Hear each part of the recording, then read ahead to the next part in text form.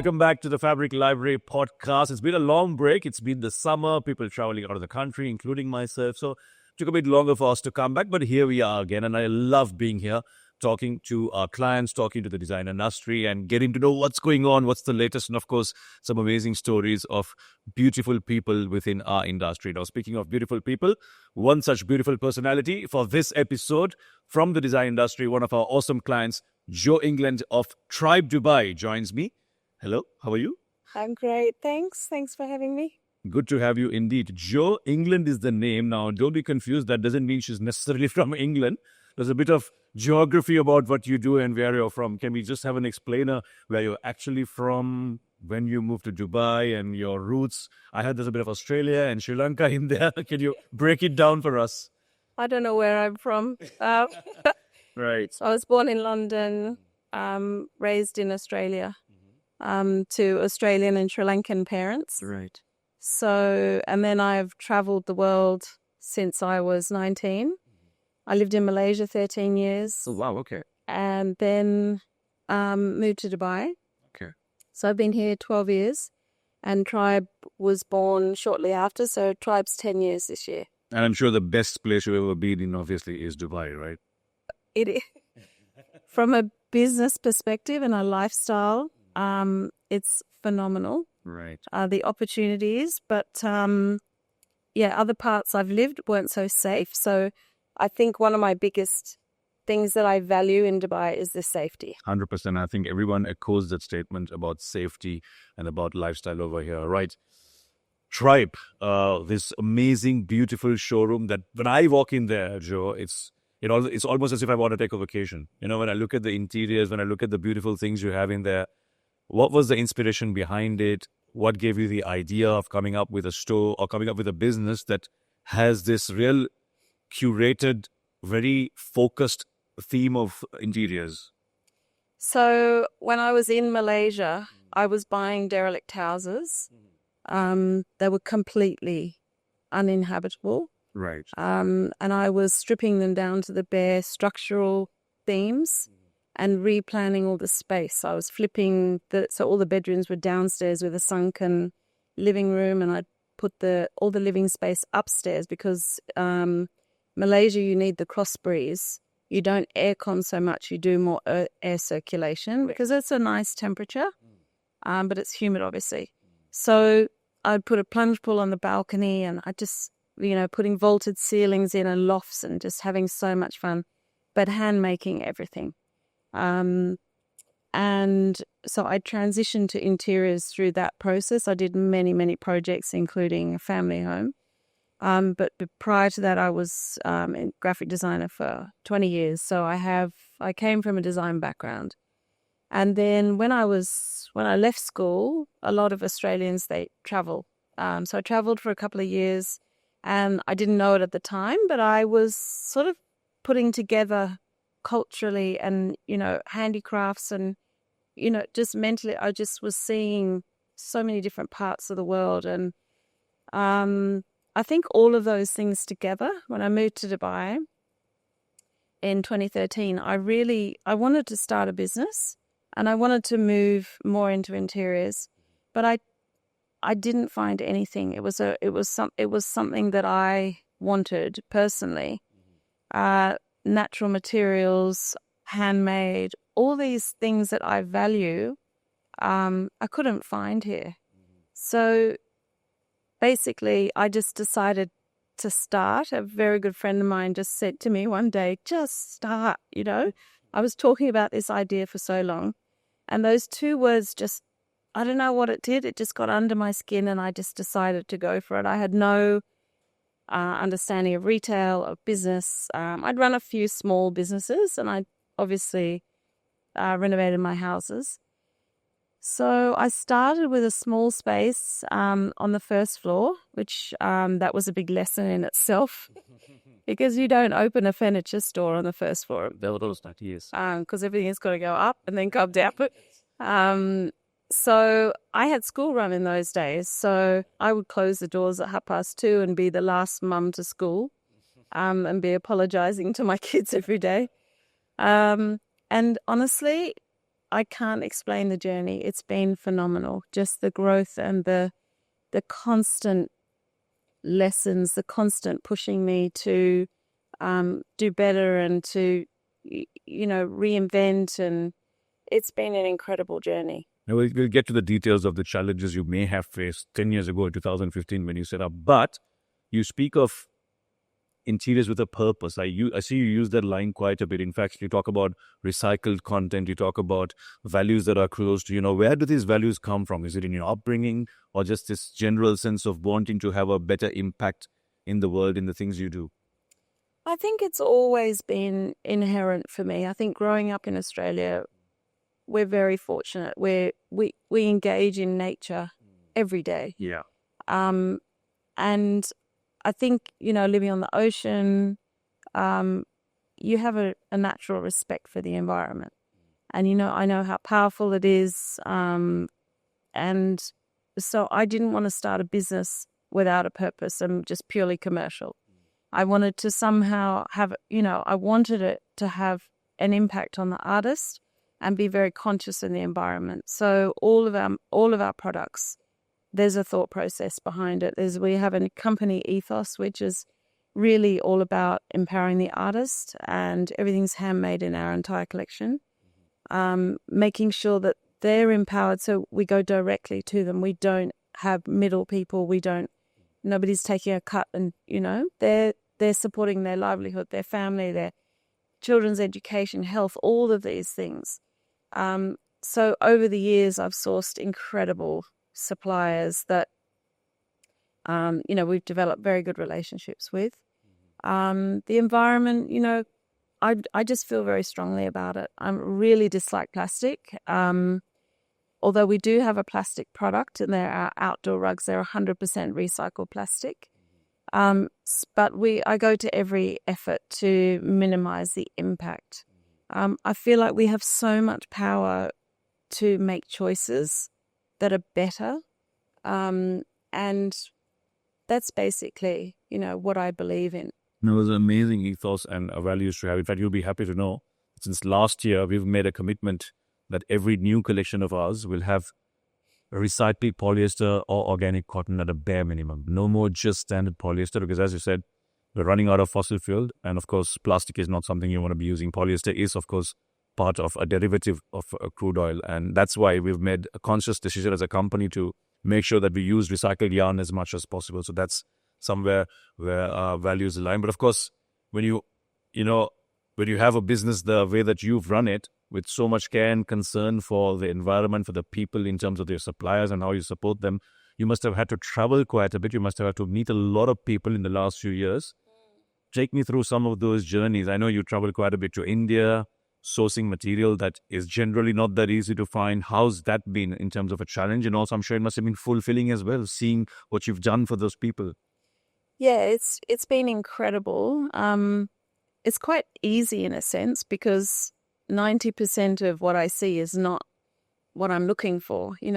I really just have an eye for a certain type of item or product, and then it's through conversation and we learn, what's the sustainability behind that product, and that determines whether it comes into our collection or not. So we have a beautiful collection of vessels at the moment. There's vases and pots and bowls, and there's over 30 items within the collection, and it's all recycled aluminium. So it's old microwaves, old car parts. See, to me, they're so beautiful, the collection, and they're actually recast. They melt the recycled aluminium and recast it, and it looks like ceramics. And so it's unbreakable. It's fabulous for commercial projects, and it's very reasonably priced. It's all handmade. So it's a win-win. I mean, that's the sort of product I look for. And then obviously all our upholstery is made locally. It's the highest quality, and obviously the fabrics are phenomenal, European certified. The thing I love is there's no spray, which I believe is quite toxic. And that's, what's on your skin every day it's inbuilt. It's the technology of the fabric, the cleaning.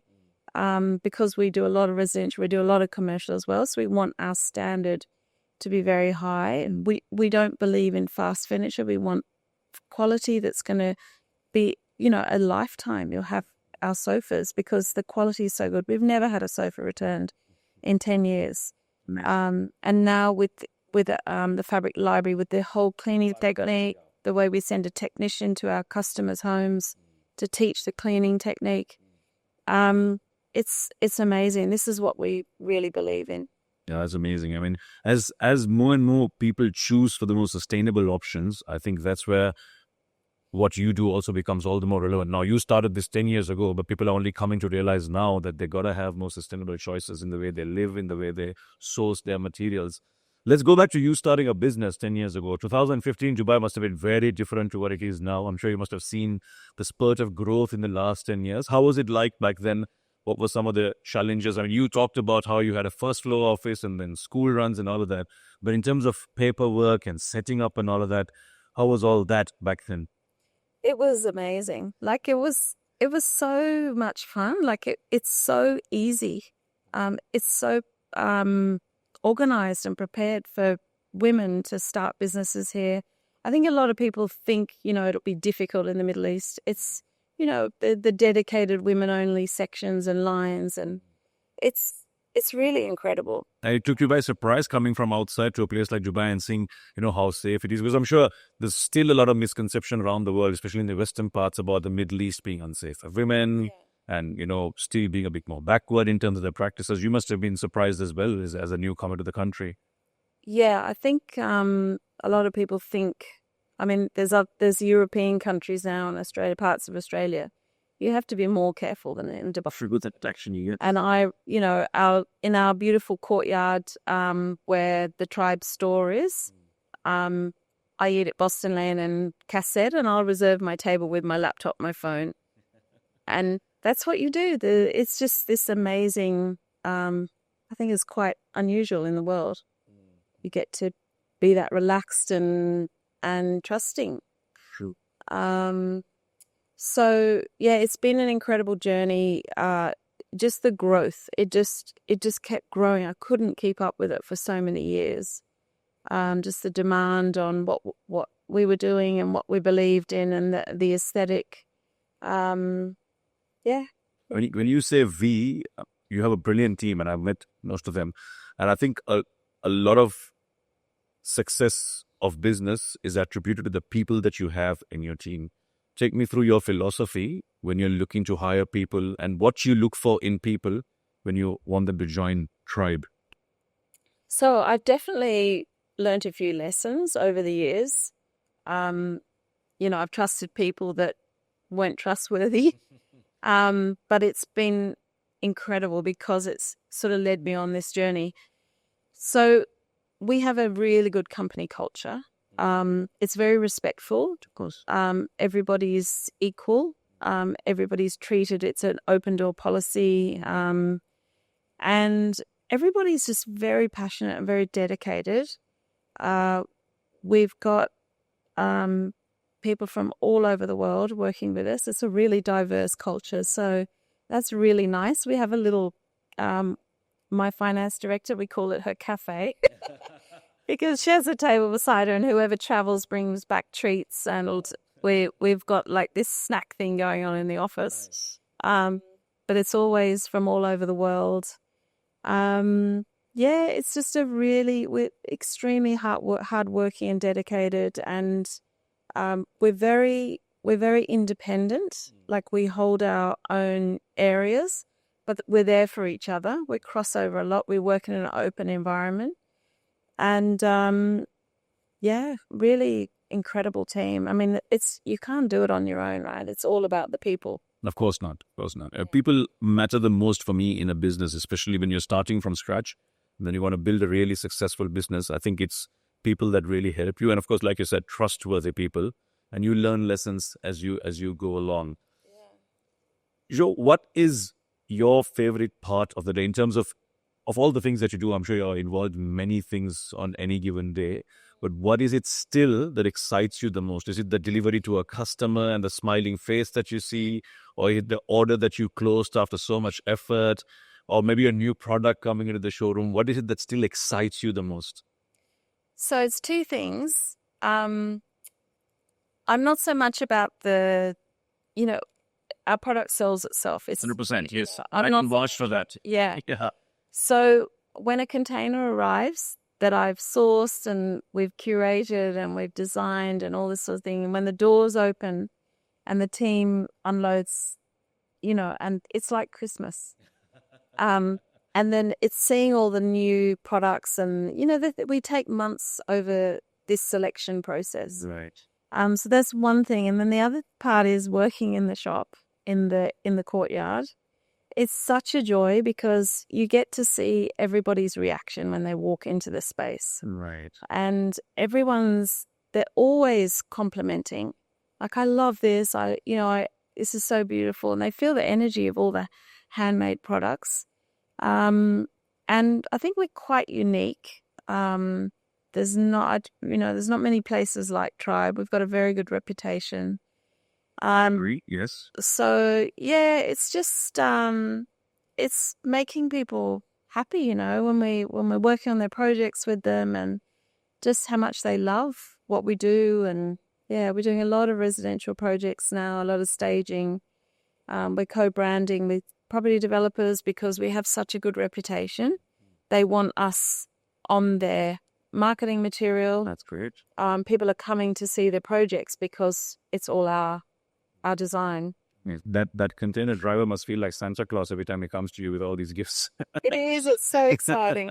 Yeah, I know the feeling. I mean, when new goods arrive, it's always so nice when you open the doors and see that, okay, this is going to be the product that we're going to be selling. Yeah. You said you have 2 locations right now, one at the courtyard and, of course, your brand new, beautiful showroom, which we featured on our Instagram recently. Yeah. What is your day like? You wake up in the morning. Where do you go first? What's the first thing that you do? Check emails, make phone calls? What's a day in the life of Joe England? Well, it varies depending on who's walked in the door the day before. Right. Because there's palace orders, there's projects. We just did 142 sofas for Wow. St. Regis in the Red Sea. I hope there was fabric. It was, and it was beautiful, incredible. And on time, on budget, QC perfectly. Brilliant. Thanks to my team. So typical day can vary. Hopefully starts with a PT session. Of course, yes. Yeah, that's a couple of times a week. I'm building a house at the moment, so that can be I'm in full. running out the door. No, I love it. It's my Are you? Okay. Oh, it's I've seen a few frustrated people in my company who've been renovating their homes. yeah. Contractors can be difficult to deal with, but I'm glad you're enjoying the experience. It can be, but it's my thing and my happy place. So I'm can't wait to get there every. Where about is this house? It's in the Greens. Oh, beautiful. Okay, Yeah. lovely, lovely community. All right. Yeah, amazing community. I'm excited about it. So, then in the office with the team, Right. it can be photo shoots, styling. Mainly customers, really, working on projects, and then I do all the sourcing as well. So working on that, look after the marketing team. Yeah, it's quite varied. Yeah, I mean, it's amazing working with people. You really get to learn so much, and not just your colleagues and your teammates, but also customers who come with varied tastes, don't they? Some might like something and the other might have a completely contrasting preference, and you've got to pretend that you like it both sometimes. Yeah. And make them feel like, oh yeah, you know what, that's a really good choice. And that's one thing about being in retail, that you gotta have that adaptability in terms of the themes and the interiors that you're after. I'm sure that must be something you really look forward to and enjoy doing. Yeah, so our new showroom is actually designed with 5 different aesthetics. So we had that exact thought in mind for our customers. How can we make the experience better for them and easier? So we've got 5 spaces where there's a bedroom and a lounge and dining, and customers can literally walk through and they feel which space resonates with them and what they want in their home. So even yesterday, I sent one of our clients videos. She couldn't get to the showroom because she works full time. So I sent videos and she immediately pinpointed, I want my guest suite exactly like this. So it's really been incredible. And everything is customizable, obviously. We optimize the space, custom make the sofas, and we have a beautiful wall of the fabric library fabrics now. Yeah. I've seen those hangers. They look really nice now. Yeah. Yeah. So that's really helpful. So you can grab one of those, spread it over a sofa, and envisage, the customized piece. And that showroom's come through very nicely. I mean, I love walking into it, and that reel that we did also has come out quite nicely. Yeah. You spoke well there as well. 10 years in the business, you've been, I'm sure, with many ups and downs, but there must have been people around you to support you, to cheer you on, to help you. Are there any specifically that you'd like to mention and thank? Now's a good opportunity. Endless, really. Okay. My family, obviously. Are they here with you, your family? No, my kids are grown up and in Australia. Okay, all right. And my team, I mean, a lot of them have been with me through the whole journey. Right. So yeah, they've just been incredible. And we've been through a lot and we've faced challenges and we've always come through strong. And then I'm part of a business group and called Entrepreneurs Organisation. Okay. I'm a member there and I've been with them for about coming up to 5 years. And they have been incredible, almost like my family. Oh. So, from mentoring to support and business mentorship and even personal, it's a very social group as well. So, yeah, just incredible support, really. I'm sure there are many young Joes out there who have a knack for interior design, who want to start something on their own. I mean, not everybody always wants to be an interior design student or a junior designer. Yeah. If there's one thing you could say to someone like that, a younger version of you, what would it be? I would say find your niche, like what's truly who you are, because then you'll always enjoy what you do. And yeah, just start. It's great fun. It's hard work, but it's very rewarding. Every entrepreneur and founder that I've spoken to has that one advice: don't think too much, just start. And because sometimes we get lost in what happens if, but then the art is to start, as Mr. Gary Neiman always says. Joe, it's been a lovely conversation. Time has flown, we haven't realized, but thank you so much for coming in. Thank you. Amazing. Thank you. Joe Englad from Tribe Dubai here at the podcast, the Fabric Library podcast. We'll see you on another episode next time. Until then, it's bye-bye.